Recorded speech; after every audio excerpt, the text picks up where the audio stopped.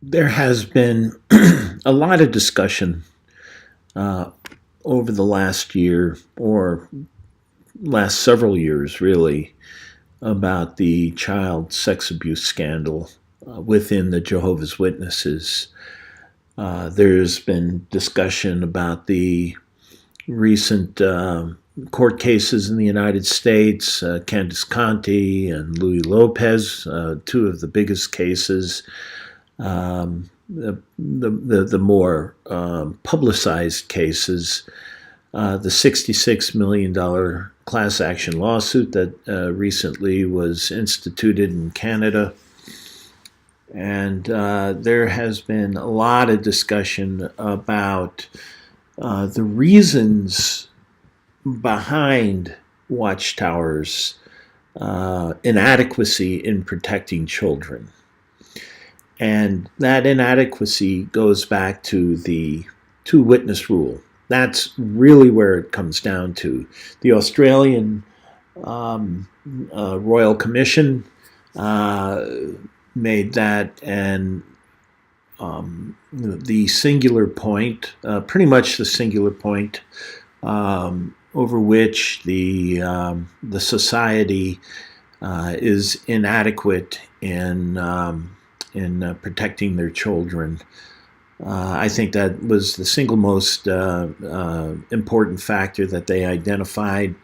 Not to mention the reluctance of elders to encourage the members who have suffered sexual abuse to report it to the local authorities. This stems back to the reluctance of the Watchtower and the Jehovah's Witnesses intermingling with the world and getting involved in society in general. All of these things have been brought out and in detail. And there's been a lot of discussion about Watchtower's reluctance in the United States to turn over the list of 23,000 or almost 24,000 individuals, and that they have identified as pedophiles within their organization in the United States. And that Watchtower would rather accept a $4,000 a day fine per day of violation than to turn over the list. There is conjecture as to why that might be. Maybe there are notable or important Jehovah's Witnesses that don't want to be revealed as having been accused of child sexual abuse. Who knows? But they would rather accept this fine. Garrett Loesch failed to appear in court. I believe that was the same court case, the Louis Lopez court case, where the Watchtower was subpoenaed to provide the list, and where they elected not to turn over that list. They made up this story that it would take them 2 years. Rebut experts said it would take 2 months. It probably would take them 2 minutes. They have this information probably one print button away, or one send button away in an email. But anyway, this is a tightly guarded list. I made a video that did a little bit of an analysis of what the potential financial liabilities could be to Watchtower over this matter. But in this video, I wanted to address some aspects of the two-witness rule that I haven't heard addressed. In a recent JW broadcasting, David Splain, who really annoys me because he sounds so arrogant. He has this professorial tone of voice. He doesn't have anything more than a high school education, and not that I'm knocking a high school education, but you know, to get employment in a corporation today, you need at least a bachelor's degree, if not a master's degree, to just get a good job. So this individual here doesn't have anything to act professorial about, but his tone of voice sounds dignified and authoritative, and that really does annoy me. He doesn't have any sense of humility about him. But in this recent JW broadcasting, David Splain went on to discuss about how fastidious Watchtower is in making sure that quotes are correctly made, that the research department provides several pages. If they get a quote from another periodical or from some other written documented source, that they'll get the pages before and some pages afterwards, so that they can have the proper context within which to interpret the particular quote that they're interested in using, and so that they know how to use it correctly. Well, Watchtower has been caught time and time again misquoting, and they've been sued, and they have been repeatedly caught in deliberate deception and deliberate misrepresentation of interpretation and scriptures, in translating scriptures, because they've gotten into the business of translating the Old Testament and New Testament to their own version of the Bible, and there are no scholars. I mean, there are no true scholars. I mean, I would say Bart Ehrman, who at UNC down in Chapel Hill, I would consider him a scholar. He spent years and years studying textual analysis, and he's got a PhD in this area of taking a look at ancient texts and knowing where they've been altered and how they've been altered, and it takes years of study to understand these things. And I like how Lloyd Evans calls them the seven blokes in New York.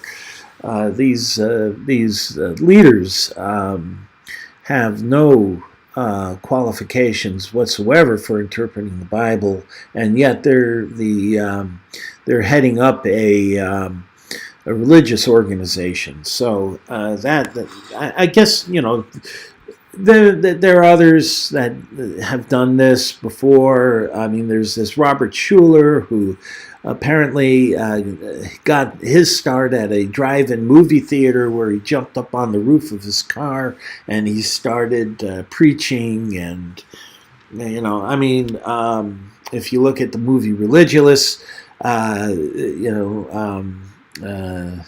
Bill Maher interviews a pastor of a large one of these mega churches, and he happened to be in the 70s a member of a band. It's something, the Blue Notes or something like that. So it doesn't necessarily take much in the way of qualifications to consider yourself a leader in a religious sense, I guess. Maybe that, L. Ron Hubbard was right. The way to riches is to start a religion. But anyway, Watchtower wants to be taken seriously and as a serious religion. In fact, not only as a serious religion, but the only religion with the truth. And when they get themselves into situations such as this Mathew 18, where they base their two-witness rule. They're the only Christian denomination besides the Bible students that have this interpretation of the two-witness rule.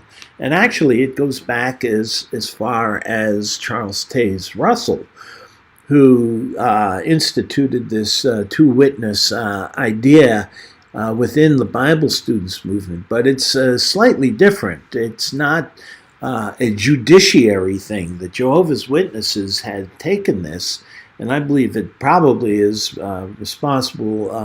Who's responsible for that is Judge Rutherford, because he was a lawyer and he was from the legal system, so he made his religion legalistic.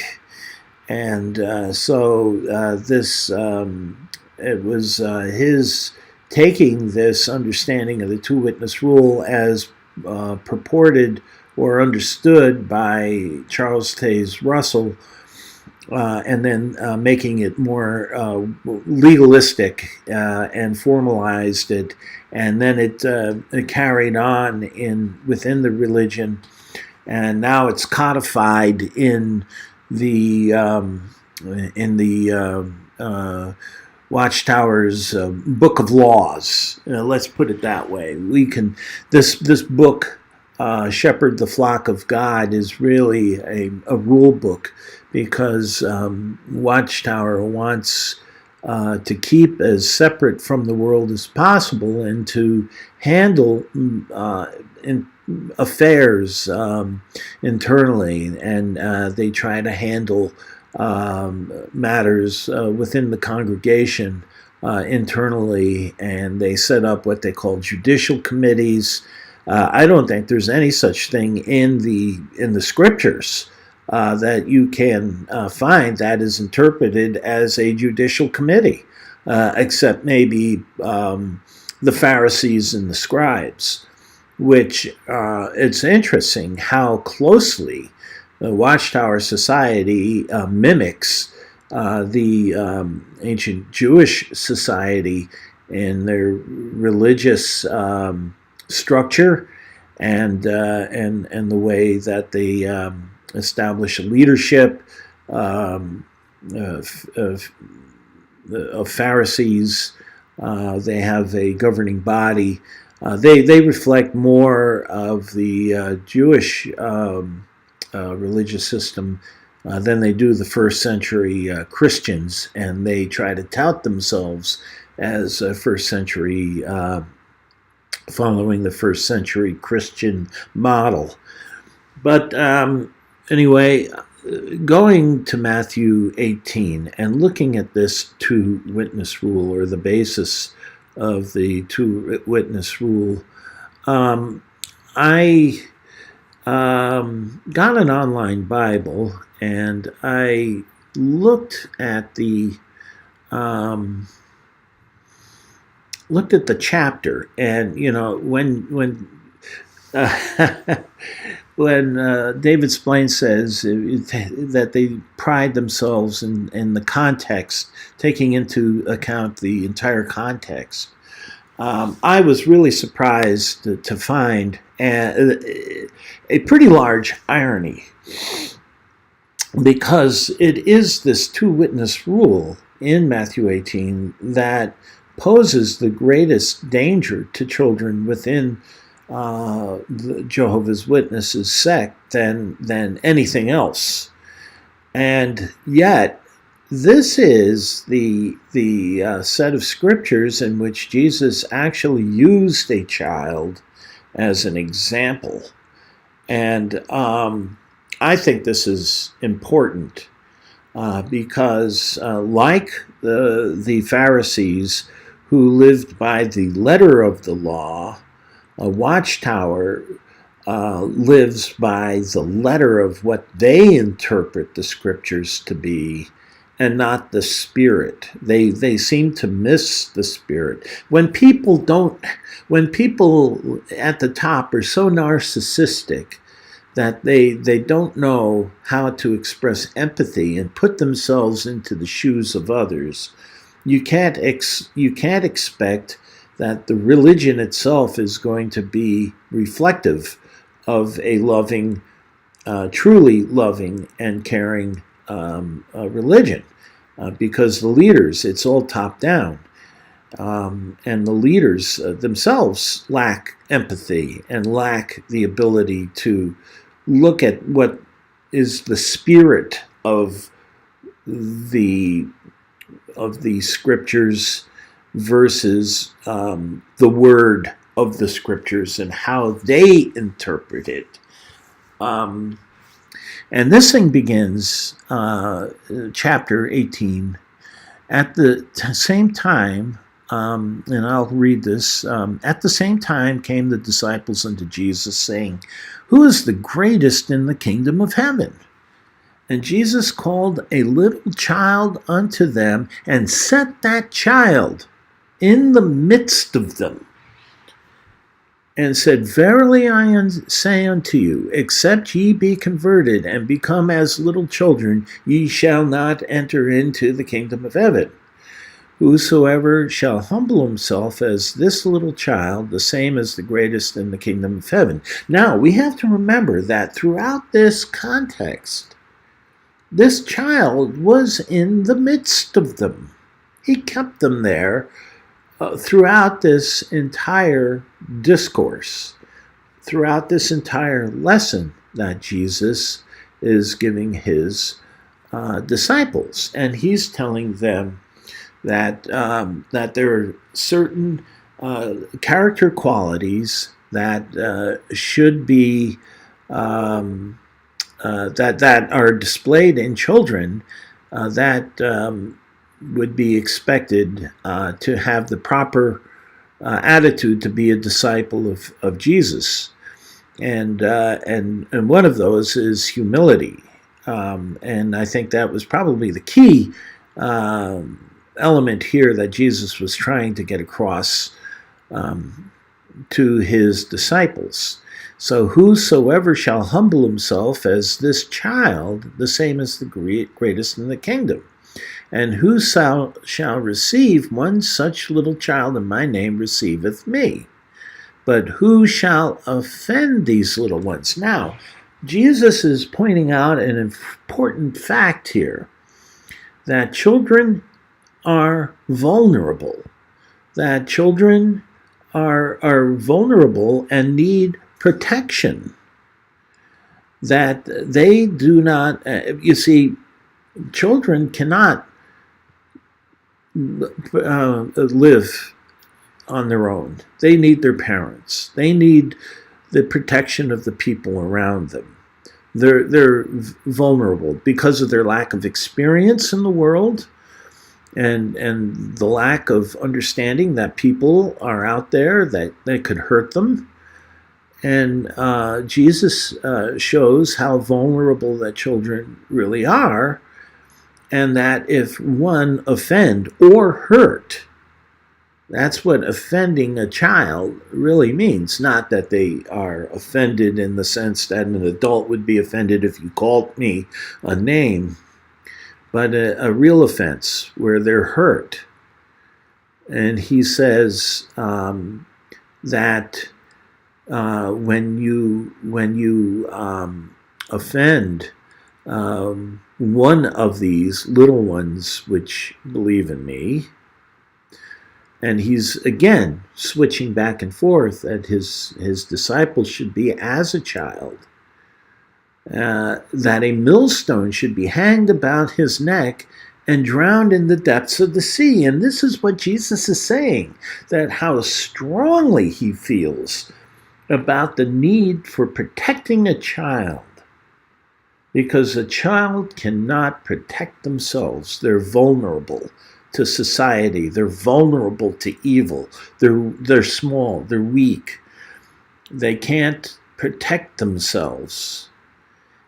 And Jesus says that one who hurts a child should be thrown into the depths of the sea with a millstone about his neck so that he has no chance of coming above the surface again for a breath of air.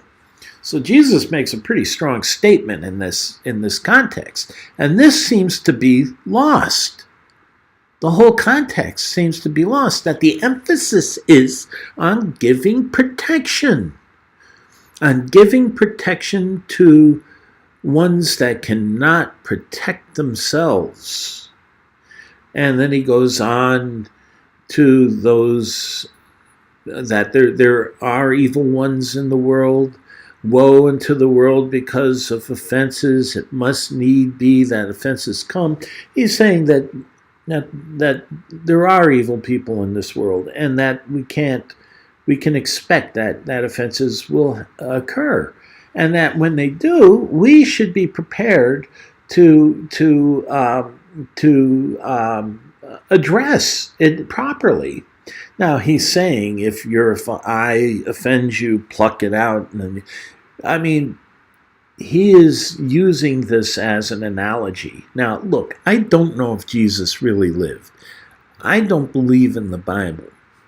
But when you read the entire context within which this two-witness rule is couched, you should see the spirit of it is that of protection for the little ones, the ones that can't protect themselves. And he's talking about those who would follow him if they have these tendencies for evil. It's best to cut off your arm than it is to be one that hurts another individual. Of course, that's a bit of a naive situation, because many of these individuals who commit atrocities in the world are very mentally ill people, and Jesus didn't know anything about that. People in that time didn't know anything about mental illness and how to treat it. So he's taking a bit of a naive approach here, but nonetheless he recognizes the fact that that individuals are going to do these things, and that there's an element in our society that requires protection. And he had strong words about what should happen to such people who do things to individuals like our children who can't protect themselves. And yet the governing body is reluctant to get rid of this ridiculous and harmful interpretation of a rule that has been incorrectly interpreted. Now, he goes on to discuss, the cutting off of your hand. If it offends you, pluck out your eye. And then he goes on in this sermon. And remember, throughout this sermon, there is a little child in the midst of them. Okay?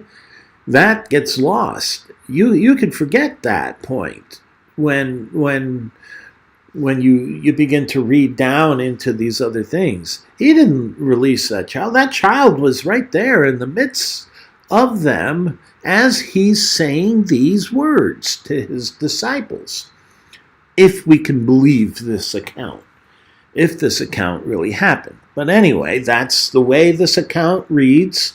This is the setting in which Watchtower is interpreting the scripture, which they base a policy that has real and profound and deleterious impacts on real people, on real children. And so whether or not there was a Jesus, whether or not these words were ever really spoken, this is being interpreted by people as if it were indeed real. And so, in this context, again, there is a child in the midst of them, and he says, okay, moreover, starting in the 15th verse, and this is where this two-witness rule begins. If your brother trespasses against you, go tell him his fault between him and yourself alone. And if he shall hear thee, thou hast gained a brother. Okay, so he's saying, here's a process. Yeah. It's not a law, it's not a rule, but it's common sense. Go approach him. Doesn't say that the trespass necessarily is real. It's just saying that if you have a problem with your brother, go try and talk to him about it. And if he doesn't hear you, then take with you. And again, this is within the context of the church, not of the larger sense in which a legal matter is necessarily, let's say a legal matter in the way we understand it in today's society, where the government establishes the law and the laws are written and the consequences of the law. We follow due process. In the United States, we have due process, and we have the whole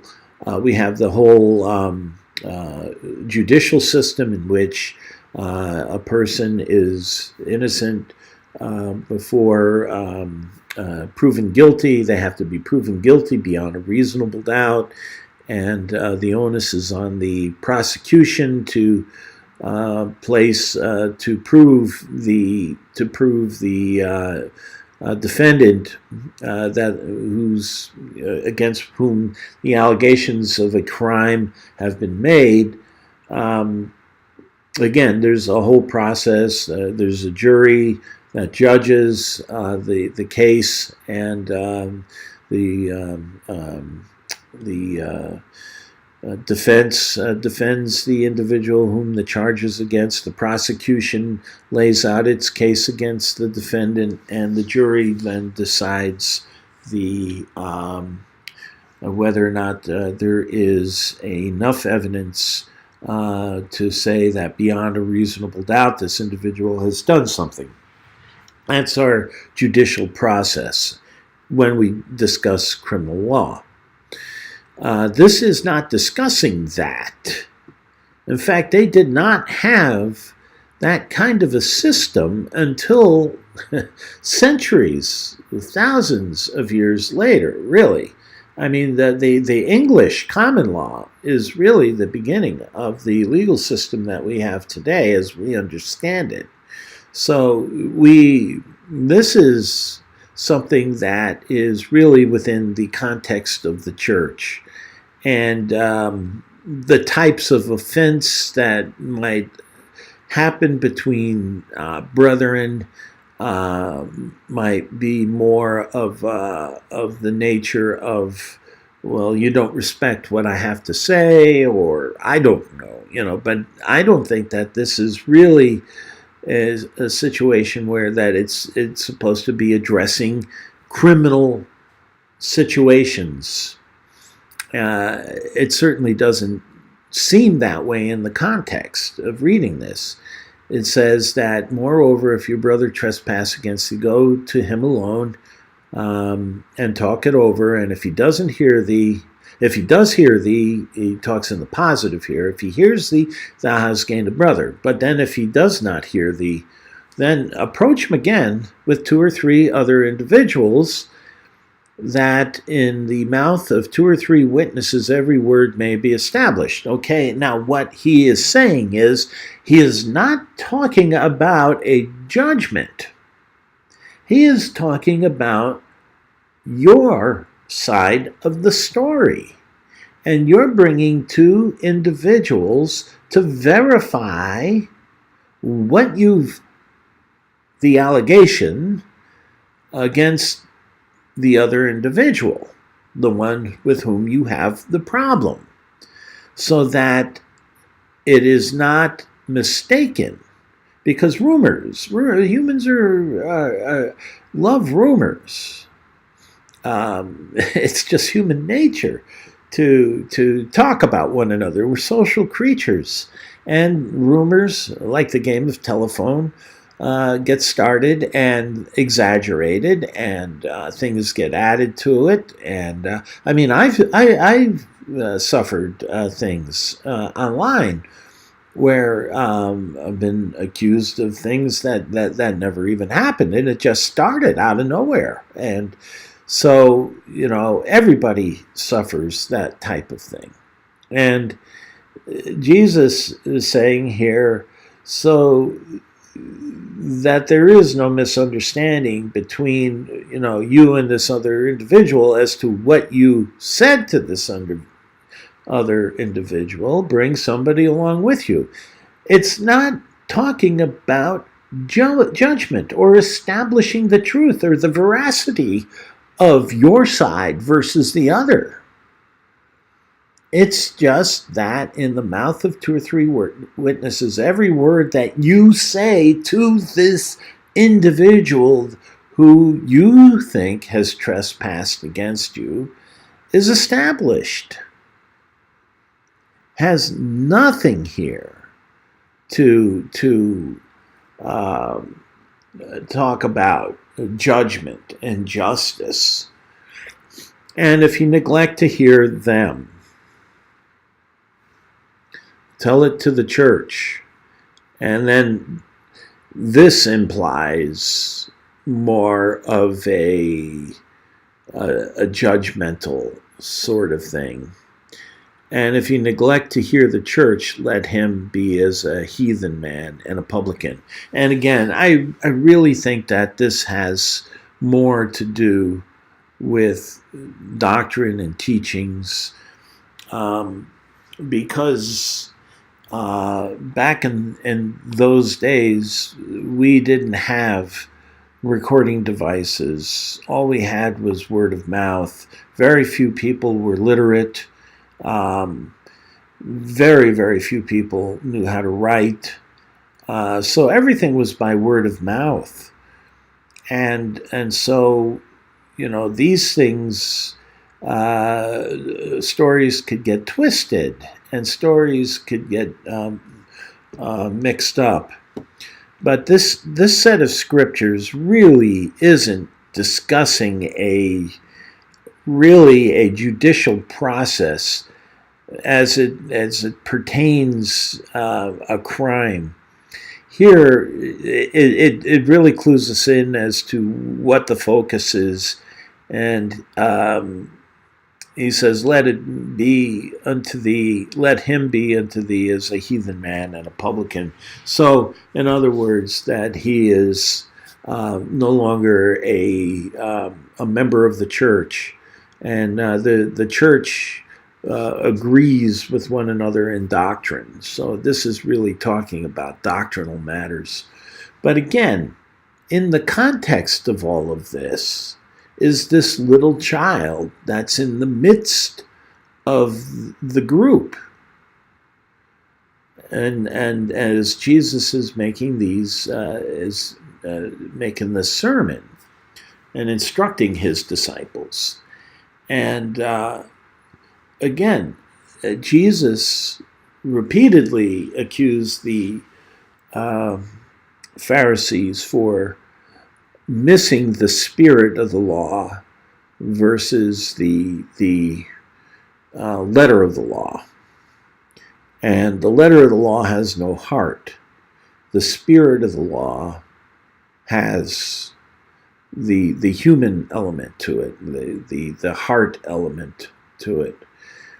And if it came down to child protection, I think the statement that Jesus made regarding the millstone and tossing a person, if it comes down to protecting children, toss whatever rules you have and protect the child, because that is the important thing. So I think that there are a number of things in the context of this that make it such that no other Christian group has this interpretation of the two witness rule that the Jehovah's Witnesses have. And I don't understand their reluctance, except that they've had this understanding for so long that their arrogance prevents them from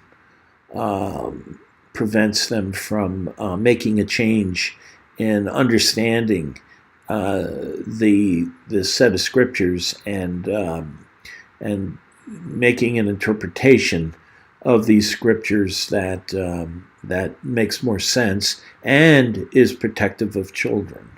And I think that was the point that was brought out in the Australian Commission. Why can't you just interpret these scriptures in a way that is going to protect the children? And Watchtower will not do it. They're arrogant, they're stubborn, and it's going to continue.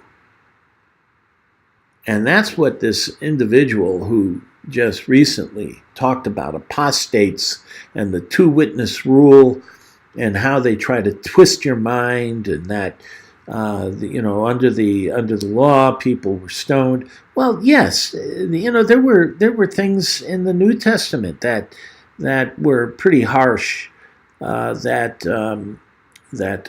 Stephen was stoned by Paul before Paul was converted, and because Paul thought that Stephen was a heretic to the Jewish religion. And so Paul was acting on the letter of the law and not on the spirit of the law. And that's where this Saul, Saul, why dost thou persecute me, when he had this revelation, this epiphany that on the road to Emmaus. So I think this has been interpreted completely incorrectly, and been interpreted without taking into account individuals and how individuals, especially the most vulnerable of our society, children, can be hurt by this simply ridiculous interpretation for the two witness rule. And so, I think this in and of itself, and their reluctance, their immovability, the fact that they will not budge on this interpretation, says a tremendous amount about the leadership of this organization. And I think people should understand this. What if it was my child? What if it was my grandchild? What if it was my friend's child that suffered because of the immovability of the leadership to reinterpret this rule so that it is protective of children. So that's about all I have to say on this. I think that this is an element that has not been considered. The irony of the fact that Jesus, as he was giving this sermon, had a small child in the midst of them as he was giving this sermon about the two witnesses, so that every word is established. So anyway, I think others have addressed more of those issues, but this is, just my take on it, and I think that until Watchtower gets right with their understanding of this set of scriptures, and becomes humble, and becomes empathetic, and takes seriously the vulnerability and the need to protect our children. I have a 2-year-old grandson, a 2.5-year-old grandson, and he is as innocent as can be. There is so much innocence, and the world is a happy place for him. And if somebody ever laid their finger on that child, I don't know what I would do. Honestly, I really don't know what I would do to that individual. But if some child gets hurt, and every child that gets hurt because of Watchtower's reluctance to take a look at this, then they're responsible for that child being hurt. They're responsible for that child's welfare when they're inside a kingdom hall that they own. And they will sell out from under you if the financial incentive is there for them. So these are the things that people should be thinking about. Does the hierarchy of Watchtower have my best interest in mind? My child's, my grandchild's best interest in mind? When they so stubbornly, so arrogantly hold to a doctrine that they will not budge from, and one that really has consequences, holds serious and dire consequences for little ones and children. And as much as they abhor child abuse, that is BS until they change their interpretation. And they won't humble themselves to do it, do they? So they don't deserve anybody's support. So that's all I have to say. If I were a member of the Watchtower Society, if I was a Jehovah's Witness, I would hold the governing body and the hierarchy that supports them culpable and accountable for any and all child abuse that takes place within the Watchtower Society and religion and Jehovah's Witness Christian congregation, and they should be held accountable. No monetary compensation can undo the damage that can be caused by sexual abuse to a child. And I understand because not only was I raised in a cult, I was raised in a cult that did not protect me, and I was not protected against the one that abused me, which was my own mother. Yeah, I was one that was sexually abused, and the brotherhood, the brethren, held her in such high esteem, and this dear sister couldn't do any such thing. But my mother was a very sick woman. And yeah, I've been in counseling for 20 years, or moving on to 20 years. And I I learned where the rage came from. I learned where the abuse of alcohol came from. I'm lucky that I was able to find the resources to help me, and I count myself fortunate. But I just had to put my voice in. This is a matter that I think is probably the most serious matter with the Watchtower Bible and Tract Society, and I think they should be held accountable in a proper way. I think that there are those that are doing an excellent job of exposing the Watchtower, and for example, I'll give Lloyd Evans a real plug on that. And somebody I discovered recently, he's got his own style. It might not be a style that everybody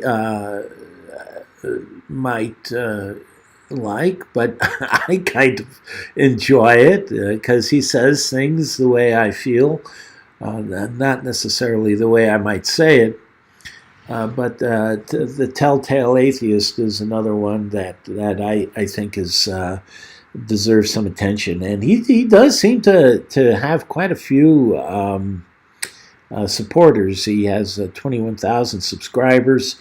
But anyway, I really think Lloyd Evans does a wonderful job in exposing Watchtower for what it really is. So this is Truth Seeker Atheist wishing you all well and a Happy New Year.